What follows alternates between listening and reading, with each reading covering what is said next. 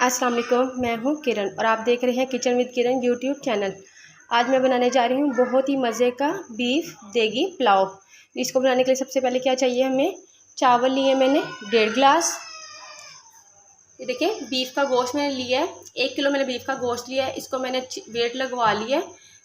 3 गिलास पानी डालकर मैंने इसमें नमक डालकर वेट लगवा लिया था। ये देखिए हमारा गोश्त बहुत अच्छा गल चुका है, ये देख रहे हैं आप। ये देखिए कितना अच्छा गल चुका है।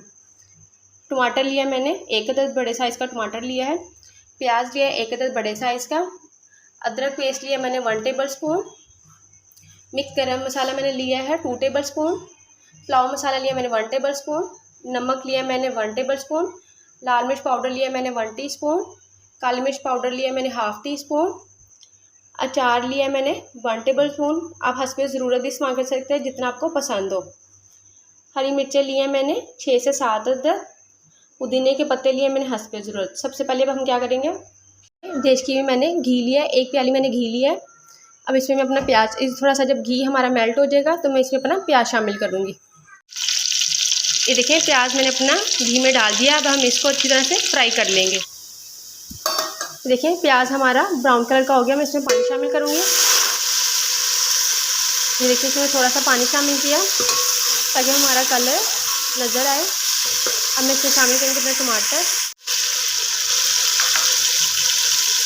अदरक की पेस्ट,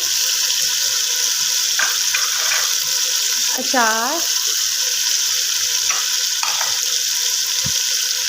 अपने सारे स्पाइस। अब मैं इनको अच्छी तरह से इनकी भुनाई कर लूँगी।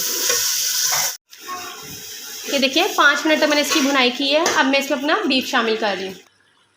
ये देखिए बीफ मैंने अपना शामिल कर लिया है। अब मैं क्या करूँगी, इसकी अच्छी तरह से भुनाई कर लूँगी ताकि इसकी अच्छी सी स्मेल ख़त्म हो जाए और खुशबू आए। कितनी अच्छी भुनाई हो चुकी है। अब मैं इसमें पानी शामिल करूँगी। पानी में कौन सा शामिल करूँगी, इसी की यखनी का पानी। ये देखिए जो मैंने इसका पानी था बचाया था। 1 गिलास यखनी का पानी हमने शामिल किया है। 2 गिलास हम सादा पानी इसमें शामिल कर दें। देखिए पानी मैंने इसमें अपना शामिल कर दिया।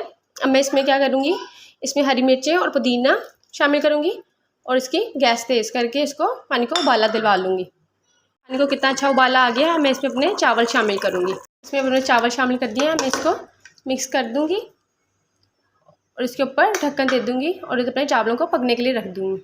हमारे कितने अच्छे पक रहे थे। जब हमारे चावलों में पानी थोड़ा सा बिल्कुल रह जाए तो हम इसकी गैस स्लो कर देंगे और इसको दम लगा देंगे। ये देखिए हमारा देगी बीफ पुलाव तैयार हो चुका है। इसको मैंने 10 मिनट का दम लगाया था। और अगर आपको मेरी रेसिपी अच्छी लगी हो तो मुझे लाइक करना, शेयर करना और सब्सक्राइब करना मत भूलिएगा और बेल आइकन के बटन पर भी क्लिक करना मत भूलिएगा। फिर मिलूँगी अपनी अगली रेसिपी के साथ। अल्लाह हाफिज़।